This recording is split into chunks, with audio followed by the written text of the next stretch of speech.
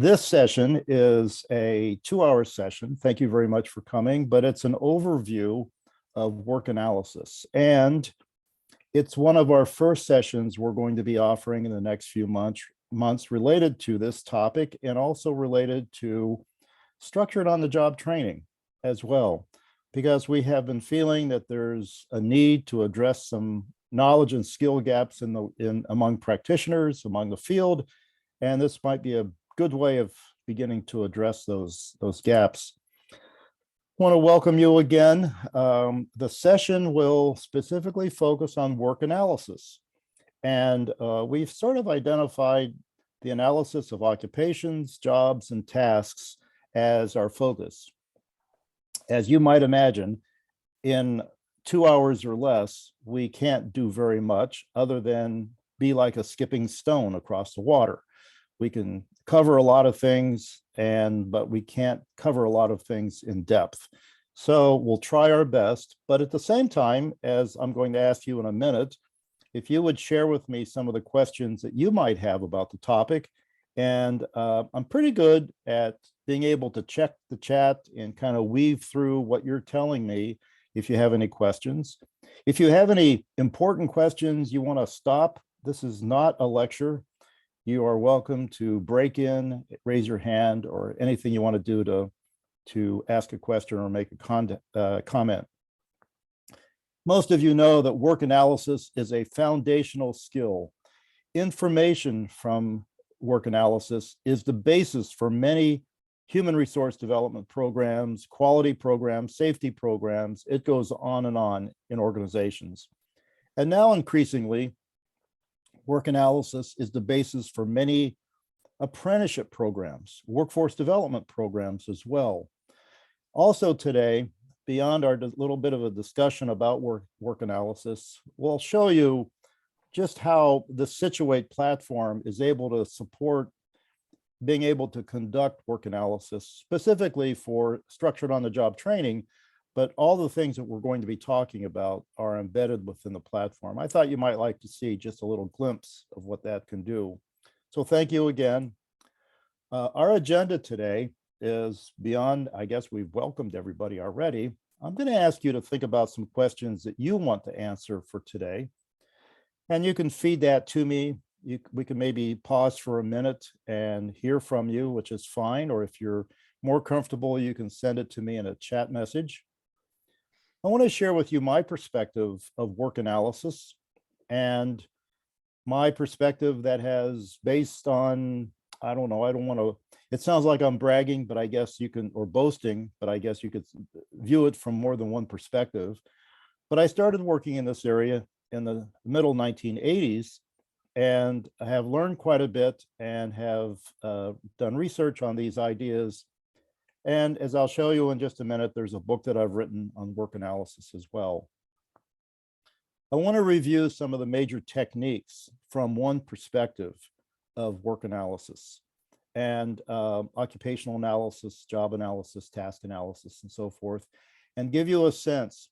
One of the issues in dealing with work analysis is the many different terms that people use to identify more or less the same thing. But it's amazing that there is no standard vocabulary, which is difficult for people in the field and even more difficult for people in organizations and schools, because the communication, the ability to communicate with each other and in a consistent way is sometimes hindered.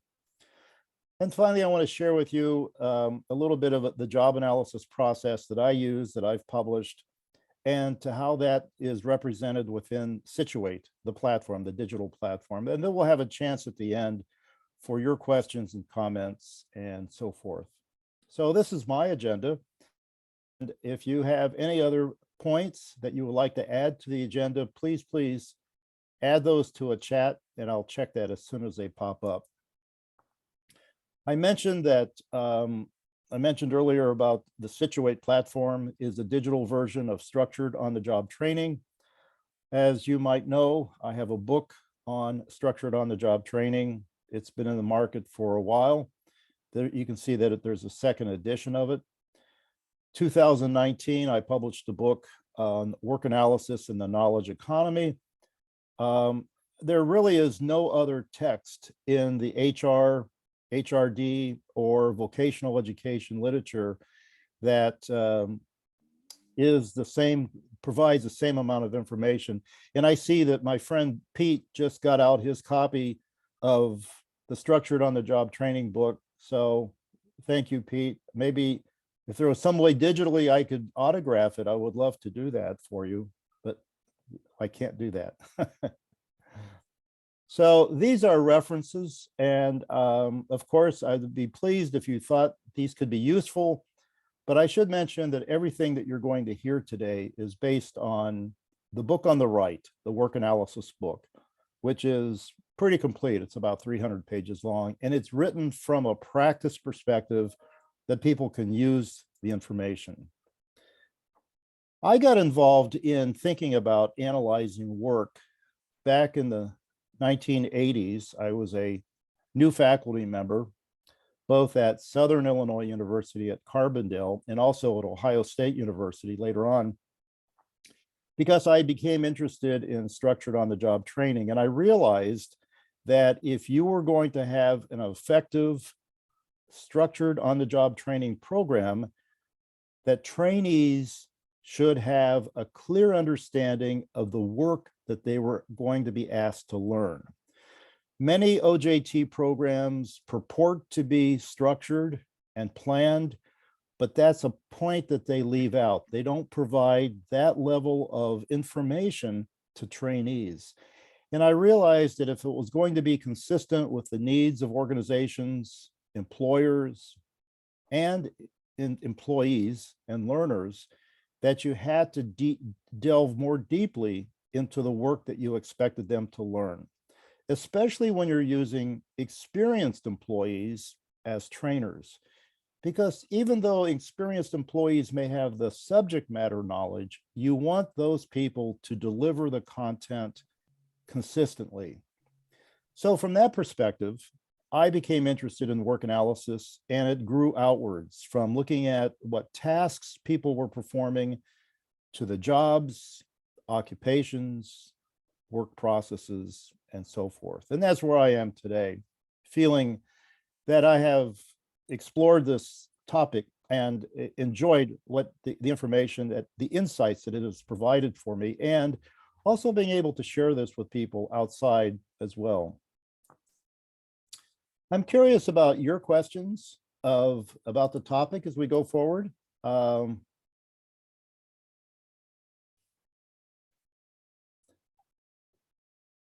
There's digital copies of both books, of the SOJT book and also of the work analysis book that you can buy, you can download, things like that. But if you would like, some of the questions that I often get when giving a presentation like this or a session like this, some people just want to learn more about the topic. That's why they're here. And because it's kind of related to letter E, but they hear so many different terms used and the consistency is so lacking that is there some way we can clarify and demystify some of this information as well? Another reason that people maybe come is because they're soon to start a project in their organization. And before they get started, they want to make sure they're on the right track. Or maybe in the past, they've done this with varying success and uncertainty about what it is that they did and how they, what the results were. Helping to untangle the information is a big thing, especially because it's interesting today. We are seeing a great deal of interest in occupational standards, for one thing, and the vocabulary that people use in developing occupational standards, especially because they may not be in the HR field or the HRD field, but they find the terms that makes most sense to them, not necessarily how that information might in fact communicate to others.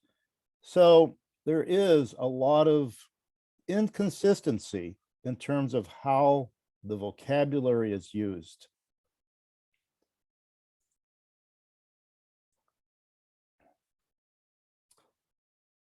I have a question here.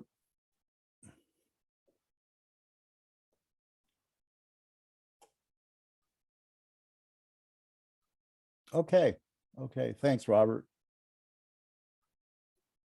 And of course, when we think about the use of work analysis, there's so many, as we're going to see in just a minute, there's so many ways and different perspectives on this as well. Having worked in a lot of different types of organizations myself, I've seen different ways and different perspectives from a quality perspective, safety perspective, training, education, and so forth. But again, if you have a thought or question, either chat it, put it in the chat line, or break in, that would be fine. I have no problems with that whatsoever. Well, let's take a minute and talk a little bit about work analysis, that term. We sort of made up that term. I remember back in the 1980s, when I started thinking about this, there really was no term that captured all the various techniques that people use to document what people do on their jobs. A couple of my colleagues and I, we started using the term work analysis. And I don't know if it's caught hold across the field. I'm not sure if it has, but sometimes I hear it used as a synonym for job analysis. But I think of the term as a broader term that encompasses all the various techniques. And so you can see, you can break down the two words, work and analysis. But when I do think of work analysis, it is one of the analysis techniques that we have, especially within human resource development and vocational education, that allows us to understand and document what people do in the workplace for training, for learning purposes. And that's, because a lot of other fields, you could go to an engineering perspective, and they also have the need to document work. But our purpose, our major purpose, is in performance improvement with an underlying basis of learning involved. So I have to always explain to people that work analysis is not one of these terms that has had many, many years of acceptance and understanding, but it's been kind of a gradual recognition that there's more than just one way to think about what it is that we do in terms of documenting what people do. Work analysis is part of the broader systems approach that people use, especially within human resource development or in education. But we know that it's one of the analytical techniques that's an important, and as I say, it's a foundational part of what we do. So you can look at this. I'm sure you've seen different parts of this. One of the criticisms, I might add, of like the ADDIE process, ADDIE, and it's one that I don't use in my own teaching, is because ADDIE assumes that it's for training. There's a couple of issues. First of all, it assumes that it's for training, so there's no allowance for the performance analysis component of it to figure out whether or not there really is a performance issue. This is more relevant from an organization perspective.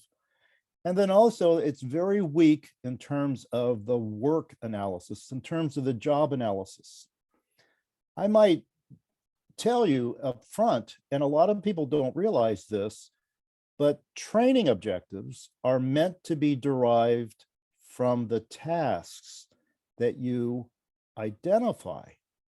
But if you don't identify the tasks, it's uncertain. Now we're referring to skills-based kind of training programs. But if you haven't done the analysis, you don't know what the tasks are.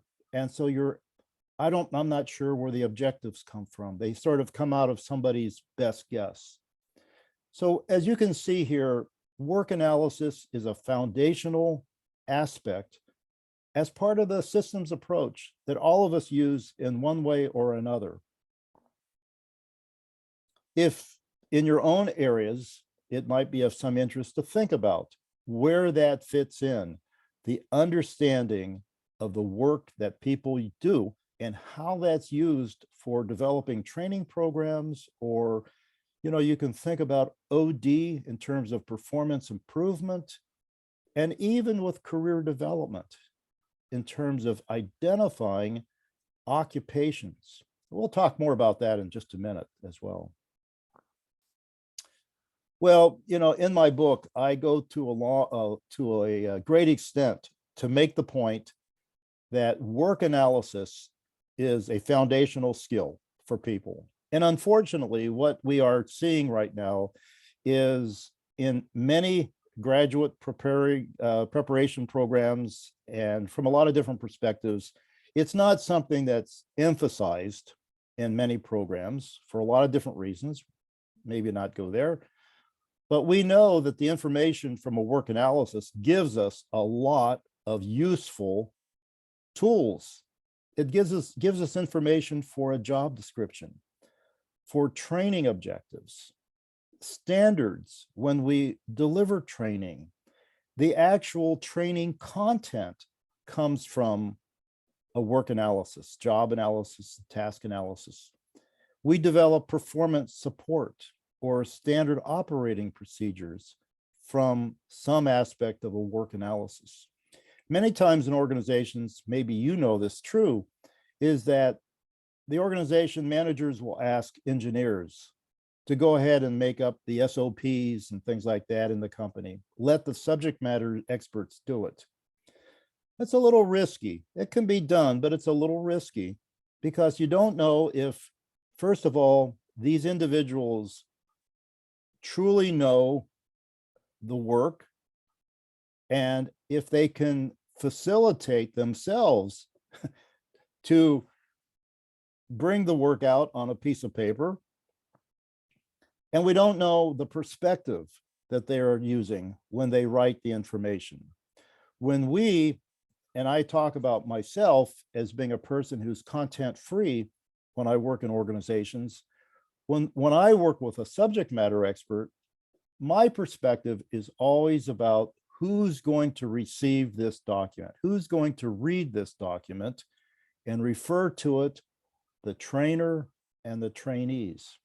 And I don't see that a lot of cases when I look at the performance support and SOPs and things like that.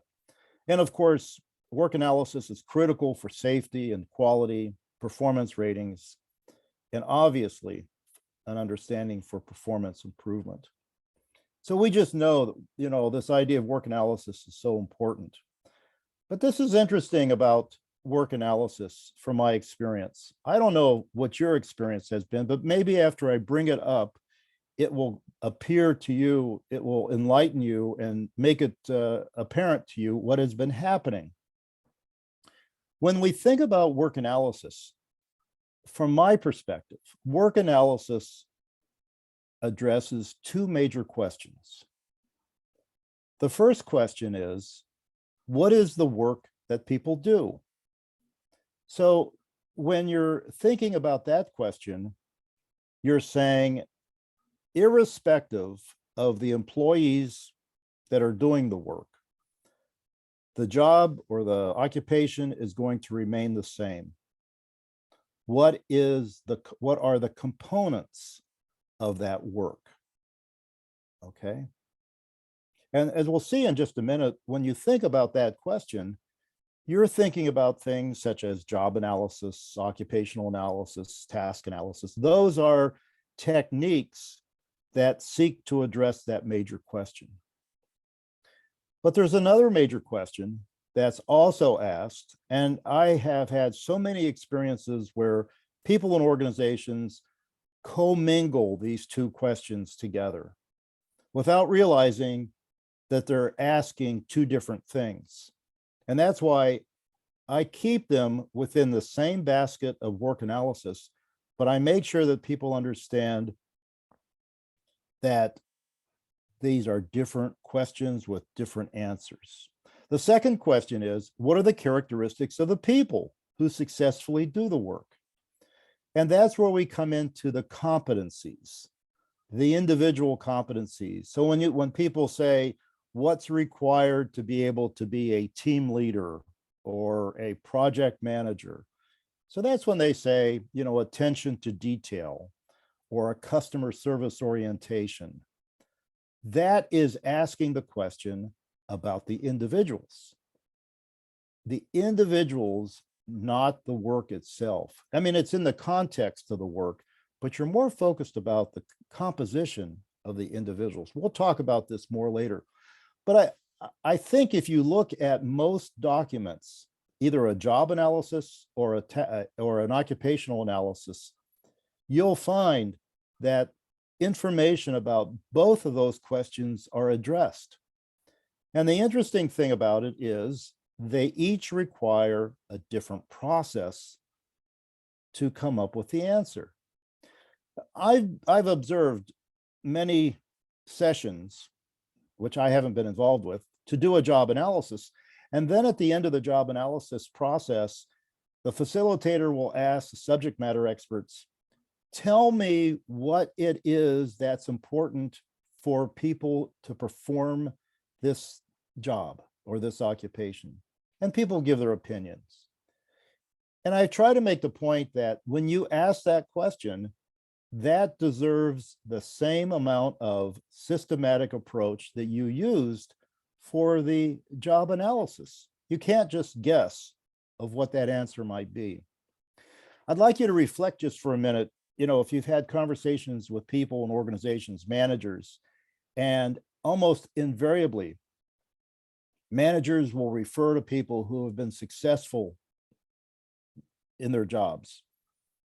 And oftentimes they talk more about the personality of the person, eagerness to learn, you know, respect for authority, or attentive, attend if they arrive on time in the morning and those kinds of things. So there's a great deal of interest among managers and in organizations about who the people are. I should add just a real quick message here, or an anecdote. You know, I was a professor at Ohio State, and I had a chance to do some work with Honda of America. And Honda of America is a great believer in the second question. And so when you go there and you meet the people from HR, almost invariably, those people do not have professional training in HR. They look for a certain characteristic, and they always say, we want a certain characteristic first, then we can train them to do the role that the professional role that we think that they should be in, HR, things like that. Some of them that require, like engineering, they don't do that as much, but in a lot. And it's interesting that I've met people who were trained as lawyers that are now in HR or doing quality, those kinds of things in organizations. You may know organizations like that as well. Does this make sense? These are two major questions for work analysis. What is the work that people do? And what are the characteristics of the people who are successful in doing the work? Okay.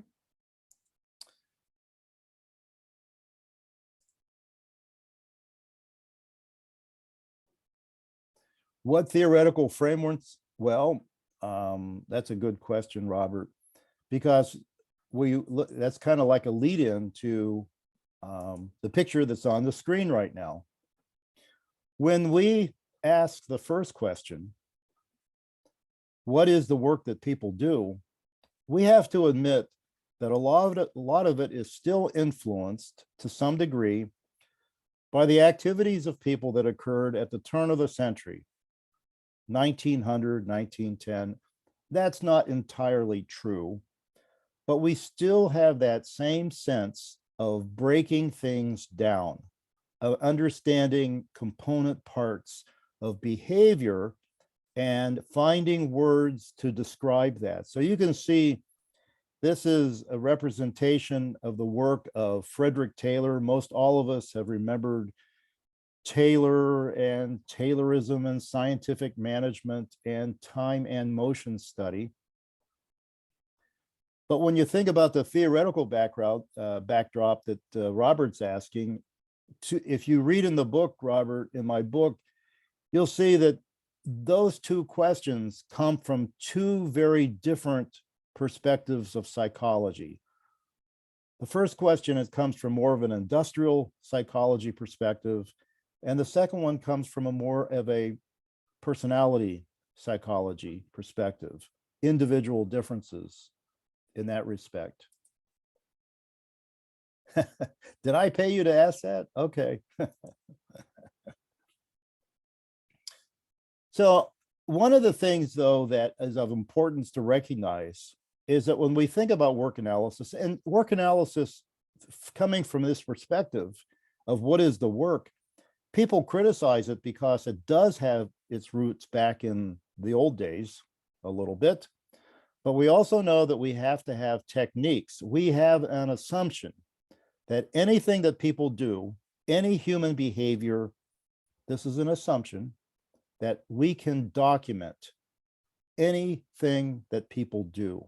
We can find a way to put into words, and that includes knowledge work, which is so very important. If we are not able to do that, now, if you look at the picture, the person's doing a psychomotor task. That's not difficult. That's low-hanging fruit for us. But more difficult for us is to think about doing work analysis from a perspective of what people do inside their heads. And we can claim that we have the tools to do that as well. But some of the same principles we still align with that. As I mentioned just earlier, when we think about the question, what is the work that people do, we can think about these techniques. These are the techniques that I think about: occupational analysis, job analysis, task analysis, and also work process analysis. Now, I might mention, when I first started getting into this, there has been a literature on these topics for some time, the 50s and the 1960s as well. Many times people started using the word occupation and job as synonyms, that they were the same. In fact, there's a famous book by a man by the name of Walter Strickland. It's called Occupational Analysis. I'm sure we can find, I have a copy, and I'm sure you can find a copy, but I think it has like a 1962 or something like that copyright, maybe earlier, in fact. The name of the book is Occupational Analysis, but it's all about job analysis. When you read it, it's all about job analysis. And so the understanding is that more or less an occupation and a job are the same. But that can't be true today. It's not true today because of what's happening in the last 20 years or so in terms of understanding of how training and education, or especially how people are prepared to enter occupations or enter jobs. An occupation is now different from a job. Our understanding of that is really quite different. Is that how you think about it too? Have you given any thought to the difference between, sometimes when I work like in non-English language settings, like in Korea, China, places like that, it's a little bit difficult to find those words that separate the meaning between an occupation and a job. But from our perspective, they have to be, especially today, because when we look at occupational standards, they are not job standards, they're occupational standards. Okay. Any thoughts about any of these? I'm sure some of you have had experience maybe with some of these, or maybe perhaps all of these in the work you've done or exposure in academic sense. Okay. What I'd like to do is run through each one of these, make comments. When I put a presentation together, I don't like to cram a lot of text on the screen. This is probably as much text as I'll ever put on a screen, but it had to be. But I'm going to follow this same format for each one of these. I'm going to share what it is, the components when you do one of these, and maybe give you some examples of what it looks like. And then maybe that'll spur some discussion as well. When we think of an occupational analysis, in general, we're thinking about how do we document related jobs across work settings. So you can think of the occupation of nurse. That's an occupation. Or it's interesting today how the occupations, in fact, have become much more specific. It could be like a surgical nurse, and it can even be done even closer. Being able to identify an occupation, an occupational title, is important because it drives educational institutions. When you document an occupation across jobs, of related jobs across work settings, what you're getting is a consensus of understanding about how those related jobs appear. And that information is very important for technical programs, two-year institutions in the US, technical instruction. And it's also important for individuals for their planning. So, you know, when you think about ONET, most all of you have to be familiar with ONET. ONET just didn't arrive on the web without a background. Some of you may know that ONET first started as the big, thick volume called the Dictionary of Occupational Titles, and was first put together in the 1930s. And was updated every few years. And if you ever went to a public library in the United States, you could find in the reference section, among all the encyclopedias and things like that, one of these dictionaries of occupational titles. And it was meant to be for career exploration. It was meant to be for helping people find jobs. And so it's, you know, it's become quite something else today. But that's, if you look at ONET, ONET is an example, in a sense, of an occupational analysis. I'm going to share with you a couple of other examples too. When you do an occupational analysis, you're interested in the business sector. And you're interested in what are the related occupations that might be for nurse, you know, I just used that as an example. I might mention, when you think about an occupation is not the job title that the individuals would be getting a job in an employer situation, but it would be, you know, the nurse job title within a hospital wouldn't be perhaps nothing close to the title of the occupation. An occupational analysis is also important for the availability and the prediction of position openings, the future, because individuals also use occupational analyses for this, for planning, for career planning. It gives you the requirements to enter the occupation. It gives you the prerequisites, and we are calling those today the related technical information. What do you need to have for different parts of that to learn at different times within that occupation? The areas of responsibility. It sometimes in an occupational analysis, they call it competencies. Not sure why, but they also sometimes call them duties, more akin to a job analysis. Other aspects that you'll see in an occupational analysis are the personality characteristics of people who are in the occupation, potential for advancement, and salary. So if you go to ONET, you'll see a pretty complete analysis of the various occupations that they list. These are not jobs on ONET, these are occupations. People view these to help adapt the information to information that they have, that they need for their particular situation. When you think of an occupational analysis, I'm sharing one that's from an IT occupation. And you can see in this particular work, that they call the major areas of responsibility competencies.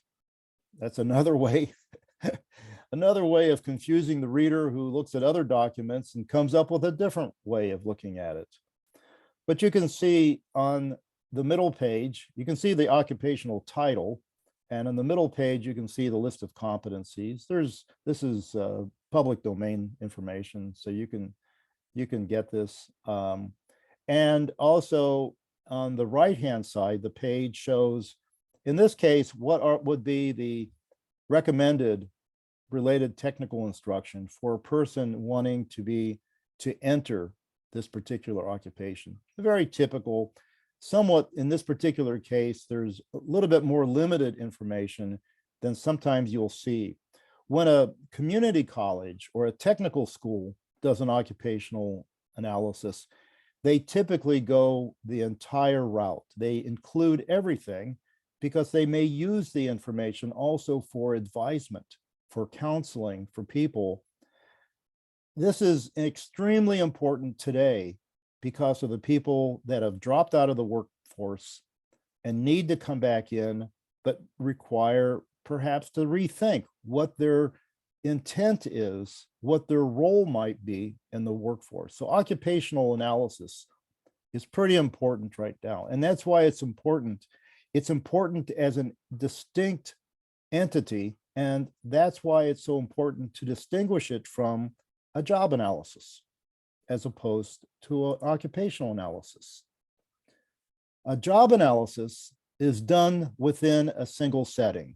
It's a defined job where you have a job title within a single setting, an organization, an employer setting. You know, there's some little variations here when people talk about clusters, occupational clusters and things like that. But I'm giving you the broad stroke here so we can have a chat about this as well later on.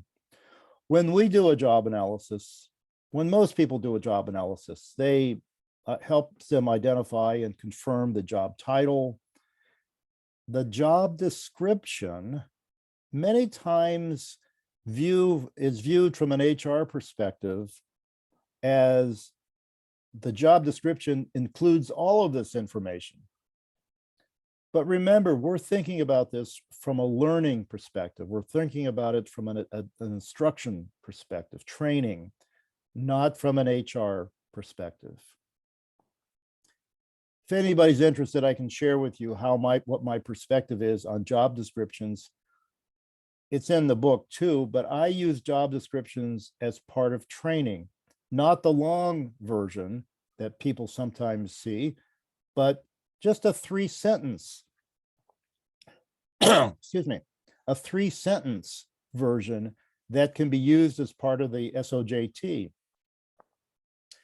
A prominent part, obviously, of doing a job analysis is the identification of duties. And we're going to talk about these in just a minute. And within the duties, each duty has these units of work called tasks. When I teach people about duties, sometimes they seem a little useless, but I refer to them as like a family name. They refer to a group of related tasks. And it's a way of organizing the different units of work that people do on their jobs. Doesn't matter if you're the lowest person in terms of your position in an organization to the highest person. You're going to have duties, clusters of related units of work, whatever you call them, doesn't matter. And you'll have things called tasks.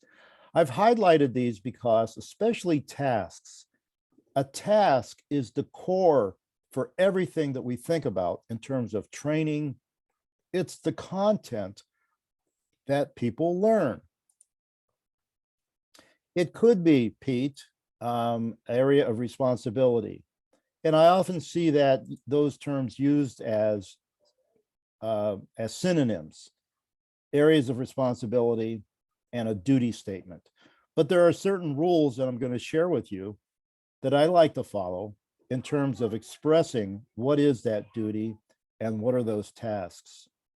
And you can see here in the remainder of this document, other parts that people include in a job analysis. What are the prerequisites, both at the job level and could be at the duty level as well? What resources, equipment, materials, references, those kinds of things people will be using, safety information, and quality information. And so I've given you here what appears to be a job analysis.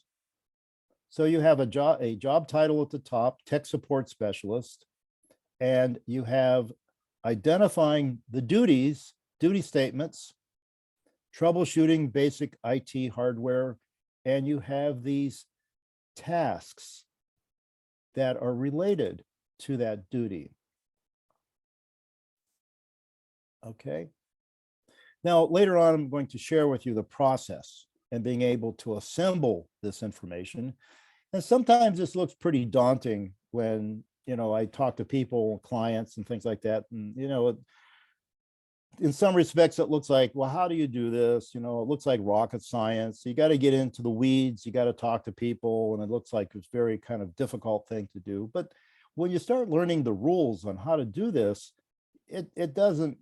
it starts to smooth out, and you can do this, and you can add to this information, and you can look at it across others and be able to tease out, like when you look at ONET, if you're thinking about the structure that you want, you can go through ONET and find exactly what you need, but ONET still relies upon the structure that it established in 1933. So it is kind of a mixed bag. It's not very consistent, but a lot of the information that you need is already there. You just have to pick around and find that information. This is a little bit of detail, but when you do a duty, again, a duty is a statement that represents a group of related tasks. It could be equated with an area of responsibility. Sometimes people use the term competency. I don't ever do that for another reason. But a duty statement is a way of expressing and describing a group of related units of work. And the old-fashioned way has always been to put the verb as an ing form, because it sort of suggests that these tasks are ongoing. The tasks within it are ongoing. And so you can see on the screen that you have a verb at the beginning, and you have the qualifiers or the modifiers, and you have an object at the end. That's the convention, the rule. And, I'm not necessarily a rule follower in most of other aspects of my life. I shouldn't say that, really. But I find it very helpful to follow the rules, because it helps me keep organized, so that when I look at other work, I look for what can I use as a touchstone for understanding the words that they use, and how do I translate it into the way I give meaning to this. So almost every job analysis, irrespective of the wording, the vocabulary that they use, will have a statement that identifies a grouping of related work in some way. They may not call it a duty. It's interesting that the terms that we use could be in a colloquial way. It could be expressed in an organization. I've often heard managers send that person out to do that job when he means task. But I'm very careful that I don't correct people in those kinds of things, but I do know how to make that translation in my mind. We've gone through occupational analysis, and we've touched upon job analysis. At the next level is task analysis. Task analysis is the one that many people shun, because it really does get into the weeds. And what I mean is, it makes people look at the content. What are the behavioral components of the unit of work? And sometimes, many times, what happens in organizations, people and HRD people will just say to a person on the floor or a manager and things like that, they'll say, would you please do this? Would you please document what these areas are, what people do, and let us have it back, because I think a lot of people don't have experience doing it themselves, and they don't understand that a person who is content free, like myself, can be very helpful in making a more accurate document than only relying upon a person who's content bound. And it's very important that we do this in a consistent way, especially when we're using these documents for training. So for a task analysis, we're looking for the behaviors, and I'm going to talk about that in just a minute. What resources are required for this task, the standards, of course, safety and quality. So when you think about a task analysis, you are looking at the task statement that describes this unit of work. And again, we follow a little bit of rules. We have an action verb at the beginning, we have qualifiers, and we have an object at the end. The selection of the verb is pretty important, and we're going to see in just a minute. And the expression of this is pretty important. A lot of this sometimes turns out to be technical writing in nature, but it's important for us in training or related fields, safety, quality, HRD, to be able to visualize the work that people do. Sometimes we prefer to be attracted to more general, abstract versions of the training that we provide. And because I think a lot of times people view the HRD department as providing management, leadership training, those kinds of things. And the people on the floor will provide the training for technical workforce, the technical topics. And I think that's a gross misrepresentation of what the opportunity might be in terms of our ability to capture the tasks. So when we do a task analysis, we are guided by, almost always, by the verb that we use to describe that unit of work. So you can see here, it says install. Install means you're going to do a series of steps. I talk about this at length in the book, and I'm not trying to sell you the book, but there is a lot of good information in the book if you're interested in this. When you think about a procedure, this is an example of a task analysis that we done. It's a very simple one of a task analysis that we do from what's called a procedural analysis. Unfortunately, when people do task analysis, they often think that every task is a series of steps. That's not true. That's very, very limiting. It just so happens that when you use the term install, that tells you, that gives you a mind's eye that the behavioral components of this task statement are going to be a series of steps. Not rocket science. It's just understanding the meaning of words a little bit more. So here's an example, for example, of the word inspect. Inspect means that you're going to review something and look it over and make sure that it fits, that it meets a criteria. And so every time you inspect, there's inspection points. And that's what you're doing with the task analysis. Absolutely. You can, Robert, you can change the headings there on the procedure analysis, safety, quality, comment, whatever is appropriate in a particular case. There's also something that I talk about in my book called safety task analysis as well, that you may be familiar with, I'm not sure. But so again, it may be a procedural set of steps, but you might have precautions, you may have, so you have other kinds of information for a safety task analysis. Inspection analysis. is another way of looking at task analysis, depending on when you have a verb that tells you you're going to look at something. So you're going to review something. Again, this is a very quick overview of all of this information. But again, it tells you that task analysis is generating the content for the training.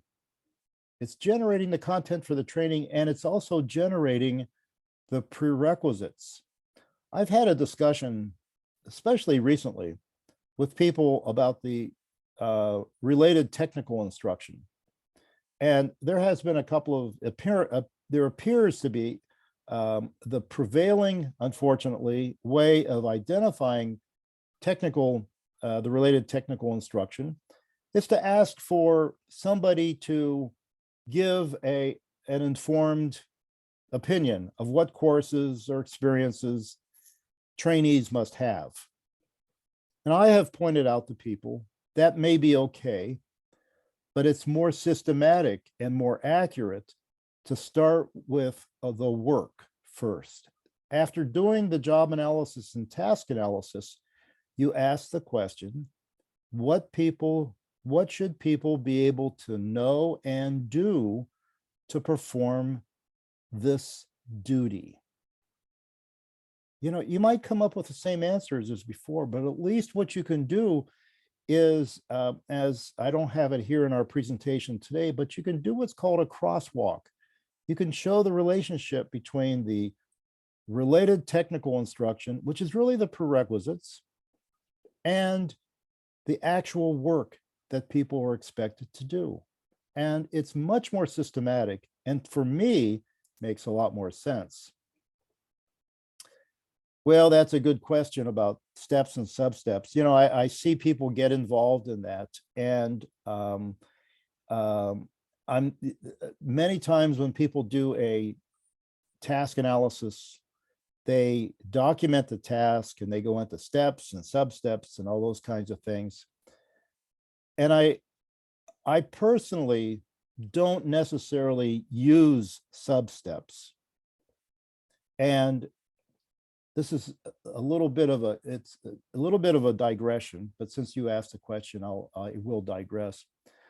The overriding principle that I always use, I mean, I've been in many discussions and conference and meetings and things like that. I was invited by the government of Saudi Arabia to come and be part of some planning for some occupational standard system that they are implementing in Saudi Arabia. And there was a group of people there from the UK who have a lot of experience in occupational standard systems from their perspective.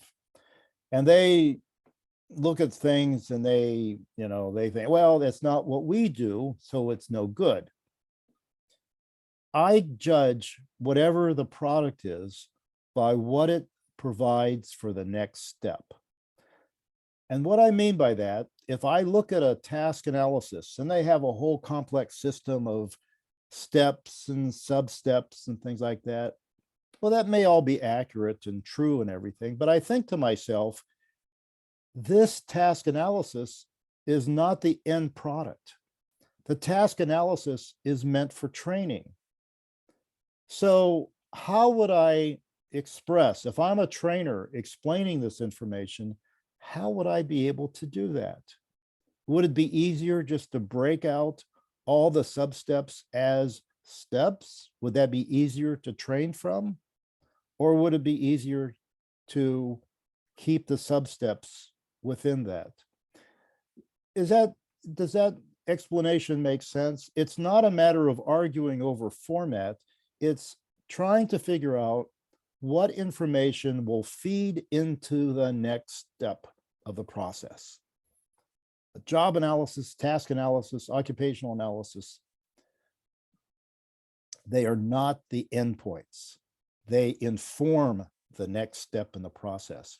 That's why I'm digressing here a little bit, but that's why in my book and in my practice, I always suggest a proof of concept. And a lot of people don't do that. And what happens is they end up with information that looks good, but is not useful necessarily for the next step because they put together a great document, but nobody knows how to use it. Nobody knows how to use it for whatever their purpose was. Okay. Well, you're saying thank you. So I'm hopeful I answered your question in a way. It's not an easy question to answer. And, on one level, you can say, well, my opinion, my preferred practice is not to use sub-steps, but my explanation is a little bit more nuanced than that. I'm interested in what happens next and how to use that information. So what you see here is a task analysis of an inspection task.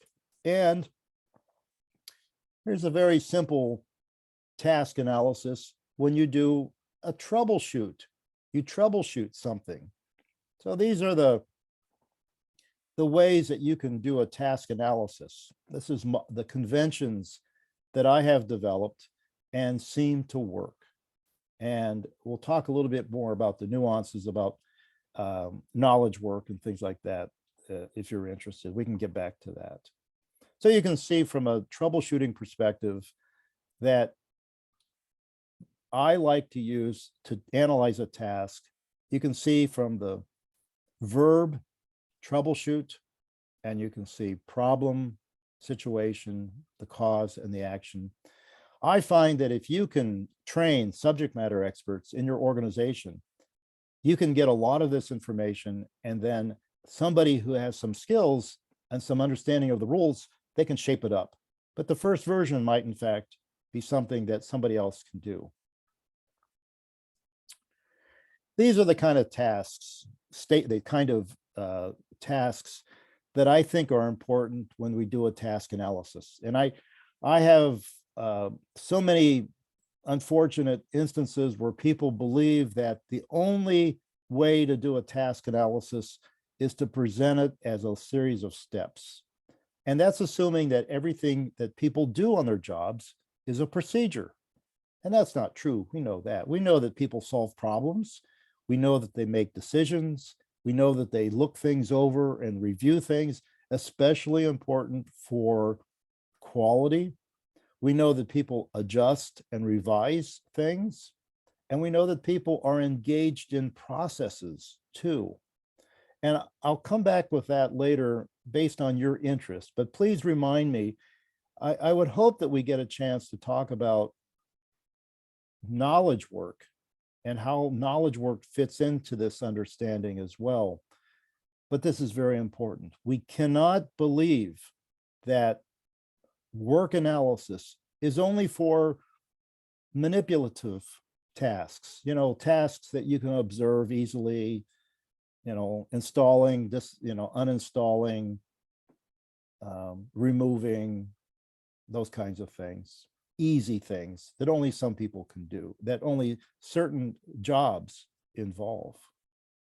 How would you do a job analysis of an engineer, of a professional position? That's our challenge that we have today. Finally, I'll mention that when we think about what is the work that people do, I do put work process analysis as part of that as well. And many of you may have some experience with this, documenting processes for performance improvement for the most part, looking at the what is happening currently and what should be, allowing people to look at it.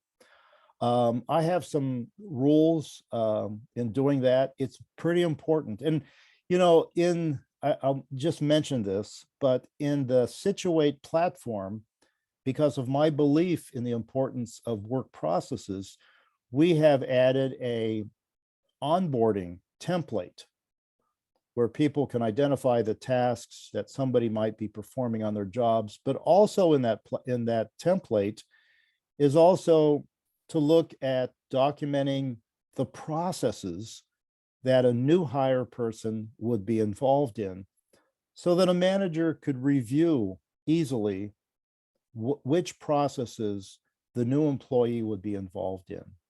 That's, from my perspective, that's really, really important.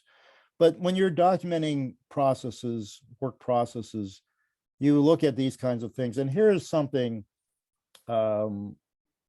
this is not a production process. This is what you might say, a process that has a knowledge base to it.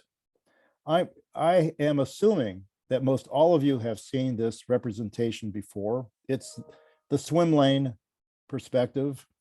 And I have, as you might expect, my own approaches to this. I think that, and how to document the steps and what steps to document. I think that the basic things that happen on the work processes are actions and decisions and problem solving and reviewing and things like that. And also the automatic inputs, the transfer of information electronically and things like that. This is important, because it also, you can see on the left column, what you're doing is that you're, in a sense, you're validating the job analysis. Each person has a role to play in completing this process in its cycle time. But these identified activities should also be apparent within the context of the job analysis as well. So there should be some convergence between the two. I'm assuming, and you can let me know, that many of you have had experience or participated in a process improvement process where you documented processes. Maybe you looked at a swim lane and tried to figure out where you could find out where the bottlenecks are and things like that. Quality issues arise. Is that true?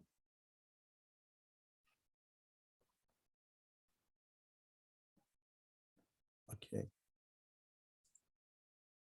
I've added this slide in here just about competency analysis. We're not going to do much with it, but a competency analysis is that analysis technique that's done to address the other question. The other question being, what are the characteristics of the people?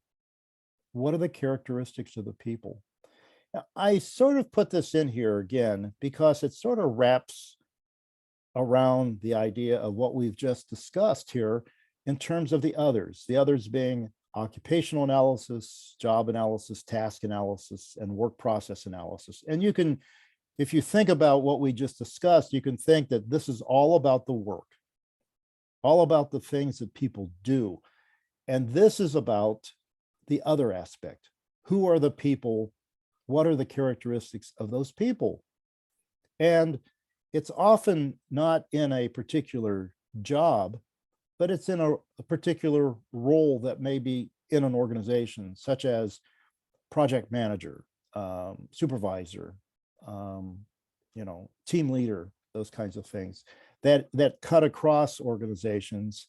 And it may not be a specific job title, could be a job title or an occupational title. But when you do a competency analysis, it's a different process because you're looking for competency statements, you're looking for operational definitions, levels of demonstration, and competency models. The outcome of a competency analysis is different from a job analysis, quite different. Thanks, Rochelle, for sharing that. Is there anything more you want to tell me at that point? Which of these techniques have you had experience with? Any of them in your experience, Rochelle?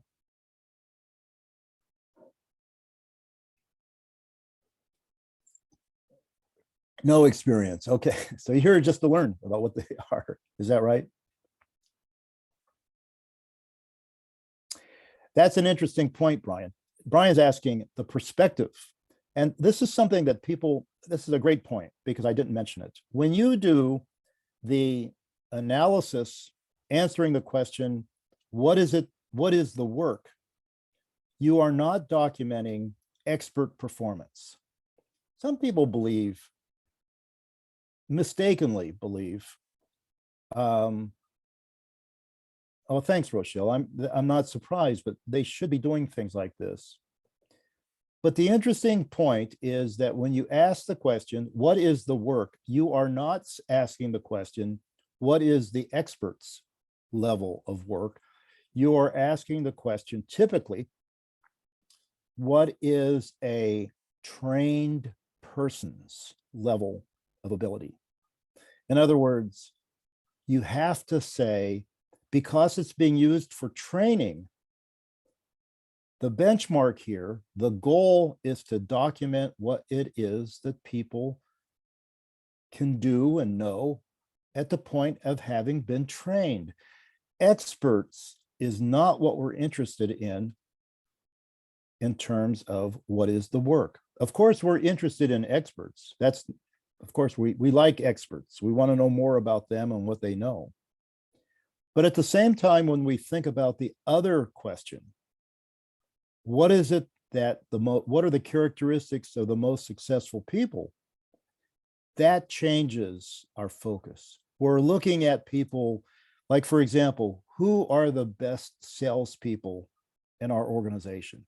What makes them so good? What, the underlying, as I think all of us understand, that's, when you talk about these issues with people in organizations and in schools too, and I would even say when you talk to employers who are interested in supporting an apprenticeship program, a lot of times they're looking for that other aspect, that other thing that they like to see, the initiative, all those kinds of things. So yes, from that perspective, you're looking for the people who are called, I don't know if you would call them experts, but you would call them successful people that are viewed in the organization as models. And that's a different perspective.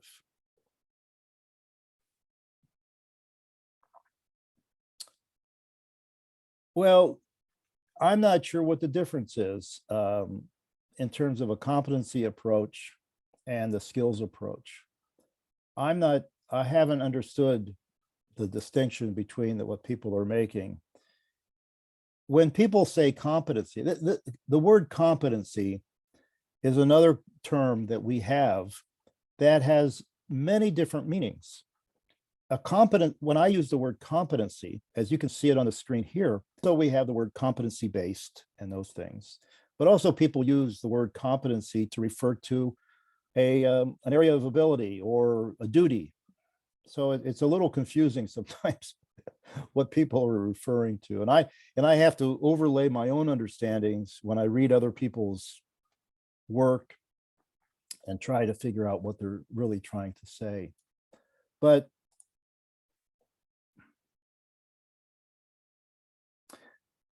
well, yes, to some extent that's true, Robert. And what we find is that when you say competency like that, you can think about it in everyday example. For example, there are levels of competence. If you're a beginner golfer, are you an experienced golfer? Are you an expert golfer? Are you a master golfer? Those are different levels of competence. And they're all levels of competence related to a certain unit of work, what's something that somebody's able to do. So and this is terrible because when I go into a non-English speaking environment and I have this conversation with people, to distinguish between the term competence and competency. As you can imagine, it's terrible for English speakers, people that use these words all the time. But competence, to me, is a relative term, your level of competence in respect to a particular unit of work. Competency, then, is something different. Of importance in this discussion is to always be thinking about how can we document? What is it that we're focusing on in terms of our documents? And what are we going to use this information for? That's really, really critical. How are we going to use this information? I'd like to, this is my last slide before going on to a quick demo, but I just wanted to share with you very quickly, if I was to do a job analysis, and it's explained in my text, the job analysis doesn't have to be rocket science. It can be done pretty easily, most all the time, and it's difficult to do in today's world. It's done with a panel, with a group of subject matter experts, and it's done with a person who can facilitate those people. Even with a job analysis, you have to rely upon more than one voice to be able to contribute to the information.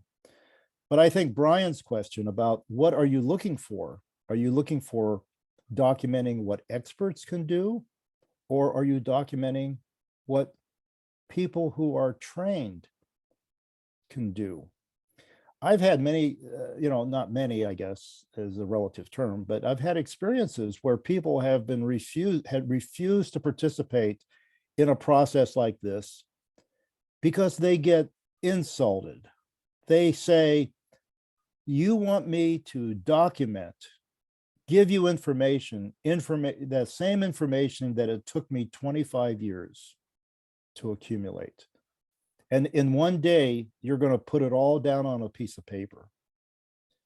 And that person has a pretty good argument, actually, if the argument was true, but it's not.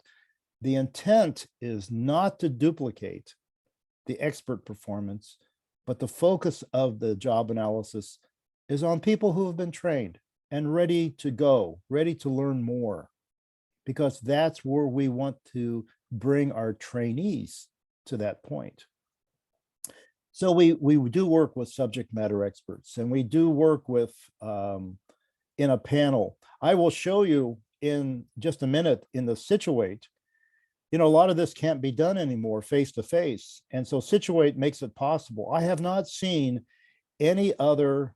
I'm getting a little face from not sure where, maybe Ethiopia. I'm not sure, but I have not seen any other platform that gives us the ability to perform a job analysis and include subject matter experts in that process, and as in the same way. So I'm going to share that with you in just a minute. But you can see in a broad sense, and in step number 4, you can see, and many times when you do this in person in a group setting or small group setting, you can use sticky notes, you can use index cards, those kinds of things, but you can ask the group, what are the major activities or duties of this particular job title?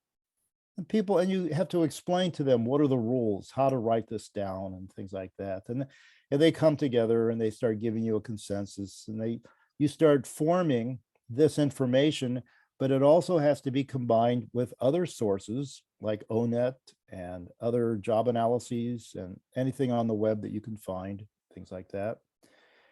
And then you have to find out from each of the duty statements the second prompt question: what are the units of work or the tasks within those?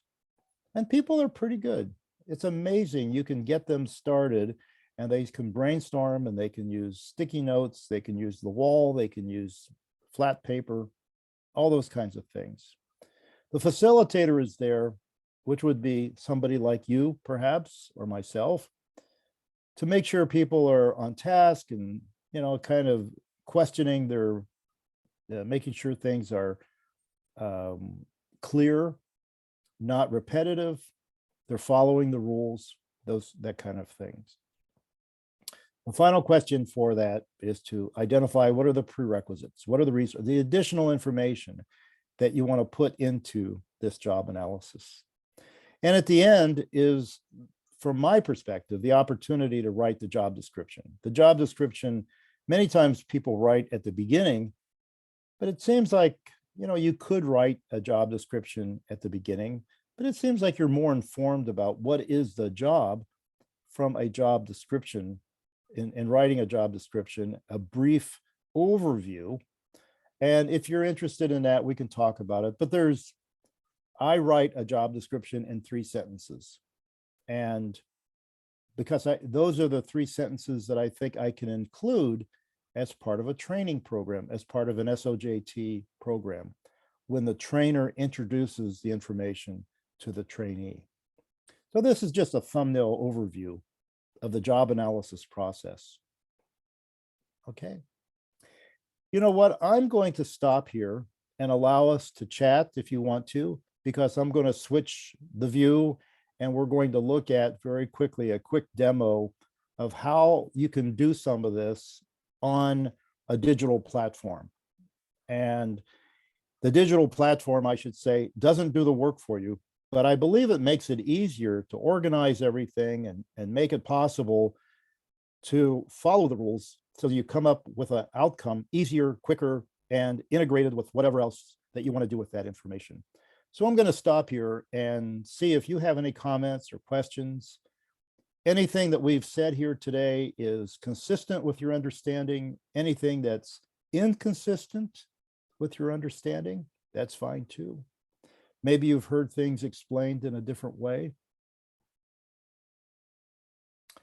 There's always a cross-cultural perspective on this too, because our approach to all of these analysis techniques is pretty embedded within our culture, our experience as a Western nation. And so when I explain this and talk about this, and sometimes other cultures, there's a cultural kind of uncertainty how it fits, which I recognize and has to be adapted to that situation.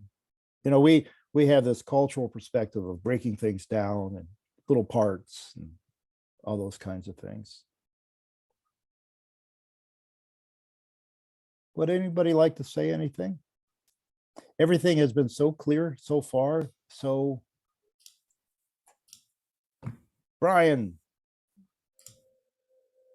raise your hand. Good morning, everyone. I'm just, I know that you've got this history with systems theory and systems thinking, and you mentioned this idea of many of these processes are not the end point. They're another part of a bigger process. Mm-hmm. It seems to me that we could end up going down a rabbit hole and, starting with doing all these different analyses because these analyses are revealing additional information that we want to know or additional questions we want to know. So when do you know to stop? Or does that make sense? Yeah, kind of. But again, if you know what you're trying to achieve, then you have to really stay focused on, in a sense, achieving that goal. And I guess I can give you kind of an example of this without naming any names or anything like this. But when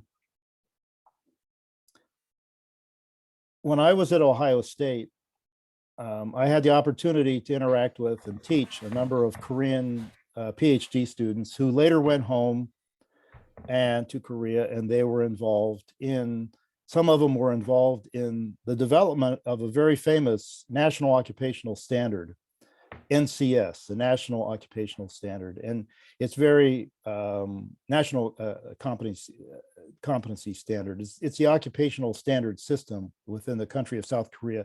And many countries now are benchmarking their experience.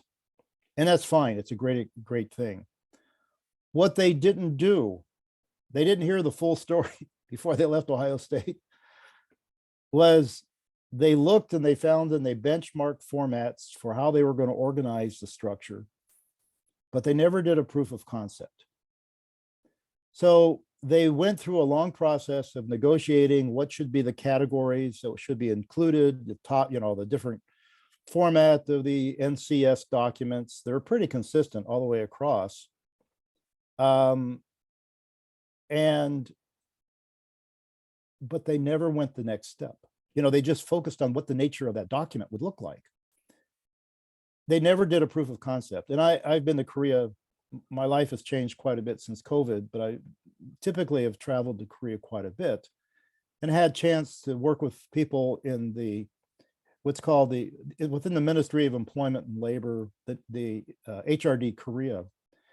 And they have a difficult time getting private sector employers to adopt the NCS for an important reason.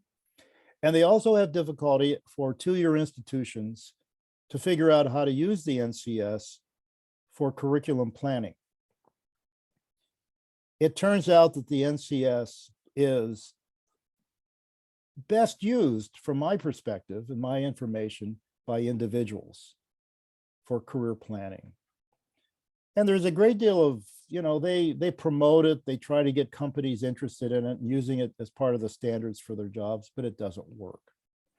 And this is, now that we all have this kind of basis of understanding, what they don't understand is the NCS is an occupational analysis based on how these occupational titles appear in a number of different employers. So they would bring together employers, like Canada has sector groups and stuff like that. They come together representing that particular business sector, and everybody pitches in and gives the information. But what has to be done is you have to take the occupational standard or the occupational analysis and adapt it to a job analysis within the employer. Because it's only through the job analysis does that, in a sense, occupation have any meaning. So I guess the long answer, I'm sorry, Brian, the short answer is, don't worry about it. The long answer is, there's a reason why people lose their focus. They have to be careful about what is it they're trying to achieve through this activity. It's fun to go off into a little, you find out things, you're always going to find out things. You're going to find out that people really don't know about something. They've been faking it. They've been doing things and they really didn't know why they were doing it. So you have to figure out, generating more information to make it a more complete analysis. And those are kind of typical things that happen. Thank you. That makes sense. I mean, it's like, Yeah. we do have a tendency to lose our focus sometimes. And so I think I like the idea of always emphasizing the proof of concept. I think that's probably going to help a lot. Absolutely. I did a project in South Korea with the community college system, and I was at a disadvantage because I had to use my graduate students as translators, but we did where we took a national occupational standard for I think it was a chef or something like that, and did a demonstration of how to adapt it to curriculum planning from a curriculum program perspective down to the courses, to the lessons. And it should have been something that had been done in 2002 and not in 2016 when people were, because I'll just mention this, is that the government was getting a little frustrated, I think, and they told the community colleges, either you use the NCS as a foundation for your occupational programs to the two-year institutions, or you risk losing funding. You have to use the NCS. So there was a mandate. So everybody got excited and said, okay, now how do we use it exactly? How would this thing actually work? There's probably no country that has, maybe some others, but there's probably no country than South Korea that has grabbed a hold of a lot of these ideas and made use of them as much as they have. Stefan, I think you may know that they now talk about the dual system in South Korea, but it's not the German dual system. It's their own system that they've branded as the dual system. And it involves apprentices and learning and employers and things like that, but not quite the same. There's some other, how flexible is this? I have experience teaching people on the floor how to do a task analysis, how to teach experts to do that. This is not, like I've told people over and over, This is not rocket science. You just have to follow the rules. And with a little bit of help and a little bit of oversight, it can be done. One of the great things about the quality movement in the last 20 years or so is that quality management systems have required organizations to document critical tasks and processes. And that has put a great deal more interest and focus on the kinds of things that we're talking about today.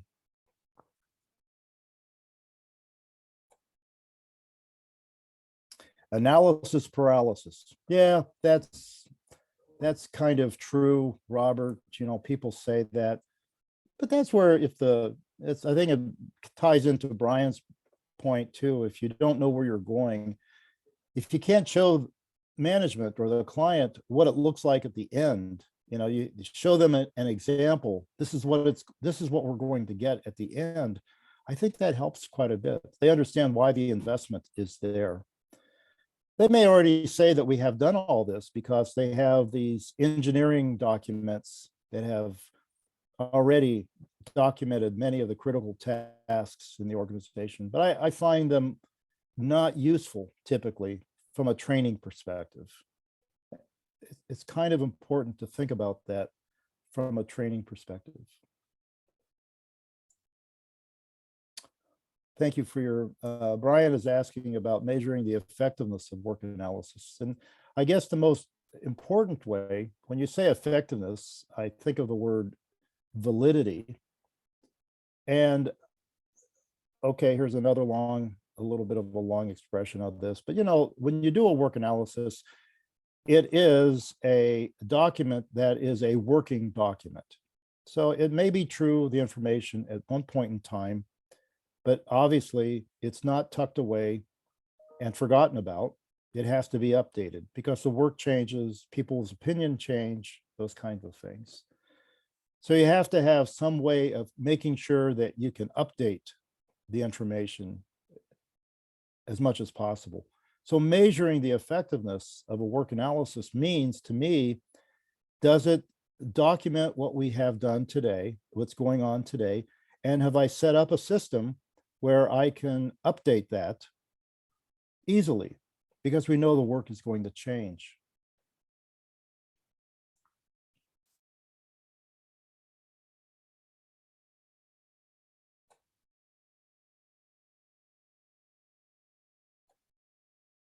Well, yes, Sungwon is asking about all the other analysis. We have training needs analysis, we have performance analysis, we have all kinds of different analysis techniques. I have a little handout that I use in class that identifies different things. We have instructional analysis, all those kinds of things. In my opinion, there's no other analysis technique that has a focus on documenting what people do. That's the most important thing as a foundation of what it is, the jobs and tasks, what it is that people do in the work area, not in the training, but in the work area. That's the critical thing. Songwon, and if anybody's interested, I'd be glad to share. It's about a 3-page document that identifies all the various different analysis techniques that we think about within training and human resource development and what they're purported to do, like performance analysis, training needs analysis, and those kinds of things.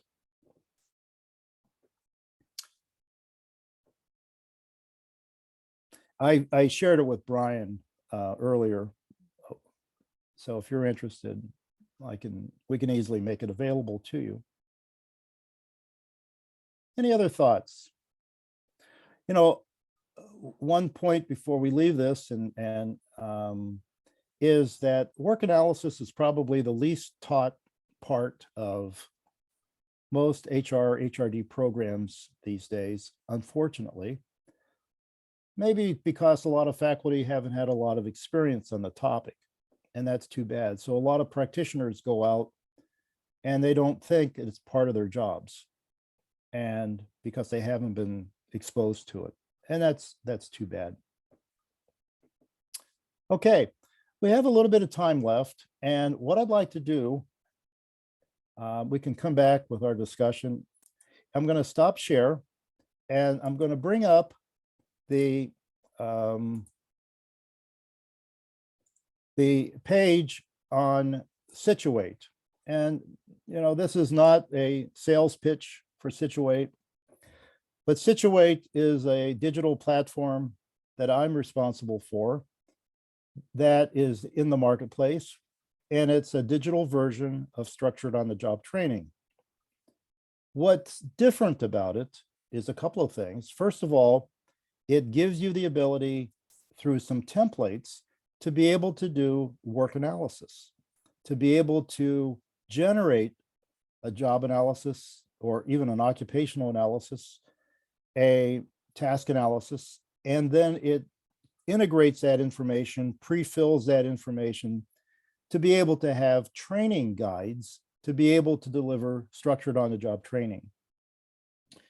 So it's unique, I think, in the sense that the emphasis is on being able to understand what is the work.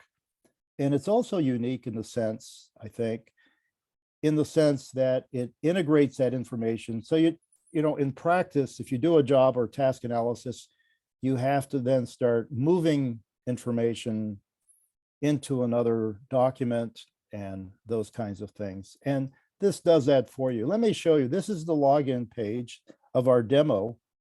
And you can see this is the dashboard of SiTUATE. And you can see these are different drop downs. SiTUATE will allow you to deliver training remotely, to deliver SOJT remotely. So that's what its intent is. But in order to do that, it allows you to prepare the materials that you're going to need to do the training. So for example, there's job analysis, task analysis, something we haven't talked about that's also important, skills gap analysis. It's another type of analysis technique, and also occupational analysis. So all of these, you can have templates. Let me share with you. I'll go to one that's in process, one that we're working on. This is an occupational title called Tech Support Specialist. And we created a job analysis from that occupation. And this is, you're looking at the screen here, and you can see that there's a job title and a place for the job description.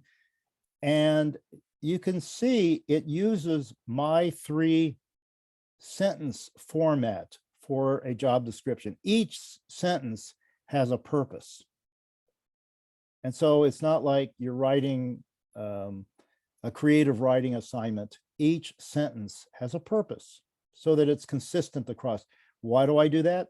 Because it's training. And so a trainee going through each task would get the same information, not the same content, but formatted pretty much in the same way. And so I'm going to scroll down. You can see, you can document who were your subject matter experts and who were the people that were the analysts. I ran out of people's names, so you may see your own name as part of part of this, Andrew Lee. And then you can see here, we looked at this before. You can see troubleshooting basic IT hardware. These are the duty statements. And of course, the system will, this is in process. So what the system will allow you to do is to go back and change if you need to. So these are the duties, and I can go to the next page. Within each duty, then I can add or edit the task statements. This is, if you can imagine doing a job analysis in a digital way, this is the way you could do this without having to bring people together physically, which has been, always an issue, but now even more of an issue in terms of not only with COVID, but also in terms of distance where people might be located. So these are the tasks. I can change these. over here, the system allows you to click whether or not the task is appropriate for training. And by doing that, then it pre-fills into another little bucket so you can do the task analysis. So let me kind of thread through this. This is the duty B. Isn't it wonderful that just within less than 2 hours, we are speaking a language, a common language about understanding the structure of this particular job. And it's a structure we can use for almost every job. So I can go through here and making any changes that I might have. I think this is the last one. And you can see here, I can input all of the prerequisites and things like that. And it becomes, and it went back to bin. And so I can create a PDF file that looks like a regular document. Let's see, it takes just a minute for that to happen. Let's see what that looks like.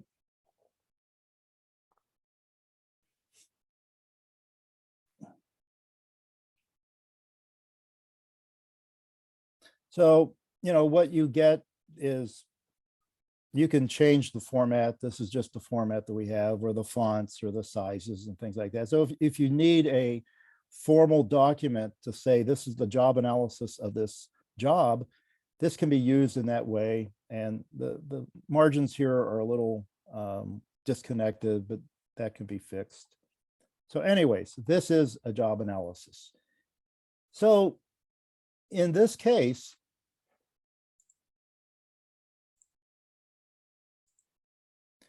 let's say that we are interested in doing a task analysis of tasks that we've identified for training. So that one procedural task that we looked at, install MS Windows. So here's what it looks like. And in the same way, you can do a task analysis. Again, you can leave in this information or take it out on the system. You don't have to have it there. But when you go down here, this is what we had seen before on the screen on the PowerPoint. You could see, but you can see, I'll click on edit here, and you can see I can go in and change this. And what's really kind of interesting and cool, I think, about this system is that when I change the information at this level, at the task level here, it filters down through the system. So it'll change the training guides, it'll change the performance checks, it'll change the training plan and all those kinds of things. So conceivably, that issue of updating, making sure you have the most recent information available, makes it easier because you're only changing one document on the screen, and all the other documents for training get updated downstream. Okay, so if I wanted to add more steps to this, I could add more steps, but you can see now what's interesting about this is that the system gives you choices of the type of tasks. So let's say that we somehow thought this was a troubleshooting task, and you can see how the headings change up here so that, if the task was troubleshoot something, then you can see how that layout would change. The goal here is not, unfortunately, some people looking at this and say, will it do it for me? Is it AI, artificial intelligence? No, it won't do it for you, but it'll give you the template and the ability to do the process a lot easier, quicker, and then you can integrate that information with how you're actually going to use it. And in this case, is to use this information as training guides for structured on-the-job training. But it still becomes a document that you have in terms of documenting these tasks. You could even use it for an SOP or a performance support as well. All of this for clients is HTML supported. So within these cells, you can put pictures, links, video, that kind of thing. It's kind of flexible that way. anyways, I wanted to share this with you because I have not seen anything, even though it's my own work. Still, I have not seen anything else that connects work analysis with doing a work analysis and being able to use the information from a work analysis as easily as something. And it makes sense that I would do it because I've been thinking about this for a long time. So it makes sense for me to do this. Before I'm going to go back to the dashboard here, and let me ask if there's any thoughts or questions about what you've seen. And it's still the same principles that we've been talking about, but it's the use of a digital platform to make it easier and more integrated in that respect. Anybody have any thoughts, comments about this? Some of you I know have seen this before, so it may not be such a big deal, but we're just focusing on one aspect of it here, and that is the work analysis part of it.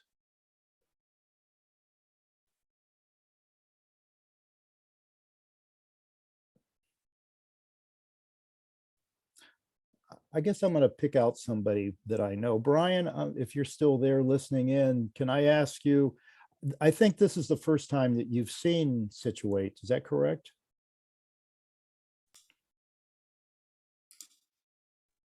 Which Brian are you asking? Oh, I was going to say, which Brian? Yeah, I was Brian Brian Devona. I think you've seen it before, but I was actually referring to Brian Klaus. Sorry. But either one of you is fine. I don't care. This is my first time seeing it. Yes. Okay. Well, the answer is yes, then. So I'll repeat it for Brian Klaus. I think this is the first time you've seen this. Is that correct? Correct. This is the first time. Yeah. So and it's, the system is because it has that emphasis on work analysis, it's really a training system, not a learning management system that people would be more familiar with.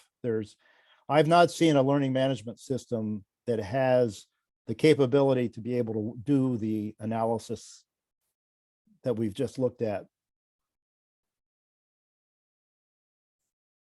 We do have something similar in our company for competency maps, CMAPs, where the competencies are broken down to very specific levels, and then the employee assesses him or herself on the various competencies, and then the supervisor comes in, and then there's some kind of competency rating that comes out of that, and that's supposed to trigger through our learning management system the next steps for training opportunities, work assignments, and so on. Right. So it's more of a career planning correct focus onto it. Yeah, that is right. Yeah, great. Yeah, interesting. Yeah, the other Brian, it can, and in the most particular case, when you are doing like a job analysis and you want to send it out for review to a number of different subject matter experts, maybe that have not participated in the analysis process to begin with, it has a capability of formatting a job analysis questionnaire with different columns, importance, difficulty, complexity, 1, 2, 3, 4, 1, 2, 3, 4. And so it kind of links up with kind of like a Survey Monkey kind of a format to do that. Yeah, great. Yes, this platform, if you're a trainee, when you would log in, you wouldn't see the analyze work part. You would, that would be shielded from you. But if you have a password privilege to see, if you're an analyst, if you're a manager, then you're able to see all of the headings up here on this ribbon, but not everybody can see it. Interoperable, let's say, with other, no, we don't have that yet. You mean to have different, it's not a bad idea though, to have, to be able to share. We would hope at some point, and this is one of the things people have been asking, is whether or not there can be a way to accumulate various job analyses so that it can become a database where you could pick from, or the system could pick from. For example, a study that I did a couple of years ago on the job title of team leader in a manufacturing production environment is pretty generic, regardless of the organization. So if you have a job analysis or an occupational analysis of that job or that occupation, you can, in a sense, pick from, or the system can preload when you start using some of those terms. So I think that sharing and the ability to make it even easier than it is today, in terms of generating the content, is something that, is probably the next step towards this. But you have to build a database in order to make that happen.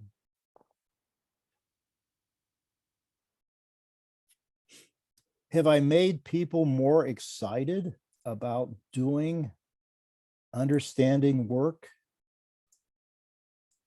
I always tell my students, thanks, Brian. I always tell my students at the beginning of the course that I teach on work analysis, what I want people to do is to be able to see work differently as a result of the course. In other words, when you walk into an organization, you watch people work, yeah, it may just look like a flurry of motions, but can you, if you think, doesn't sound very nice to do that, but you sort of take the individual person out of the equation and start thinking, what are they doing? What are they doing now? Can I identify that they're actually troubleshooting now? Can I identify that they're actually inspecting something before they send it on to somebody else? Those kinds of things. It's kind of an interesting way of validating that approach that we have in our understandings. So I'm very pleased to be able to share this information with you today. If you have any conversations, comments that you would like to share at this point, this is great. A little bit more about myself. And if you're interested in knowing more about work analysis, I urge you, there are resources out there. And if you have any questions about work analysis, questions about SiTUATE, please don't hesitate to contact me. I will make sure that the registration list receives the document that I mentioned in terms of the different analysis techniques. I thought about including that information on the presentation, but it seems like it would be much more information, much more content than we intended to have within the context of this brief 2-hour session. But I'm certainly willing, and I've shared it with one of the participants already. So the book is out of stock. Oh my gosh. They do print on demand, and I'm not sure why. So I guess that's a good thing or a bad thing. I'm not sure, but the publisher is Palgrave Macmillan, and I'm wondering if you can buy it through the publisher. I'm not sure why. Certainly, you can get the soft copy of it, the downloadable copy. Yeah, if you would. Let me check on that as well. Thanks for the information. As I say, it could be great news. The great news is that it's selling like hotcakes, or it's not selling and they stop publishing it. So I have to find out which one it is. I prefer to believe the first case. Okay. Any other comments that you'd like to share, thoughts? Great. Well, I certainly thank you for doing this, Ron. It was really, really beneficial, and I really appreciate your time and your compassion. For those of you who don't know a lot about Ron, I was a poor, misunderstood graduate student about 15 years ago, and Ron and I sat down at the AHRD conference and helped me immensely in formulating my problem statement for my dissertation. And for that, I am eternally grateful. Wow, 15 years ago? Seriously, Brian? I think it Are was you sure? 2010, maybe Oh my gosh. 2009. Oh my gosh. You're making me feel old. Come on. Thank you, Brian. I appreciate that very much. Thank you to all of you for your time. I'm always interested in hearing from you if you have any comments, questions about practice.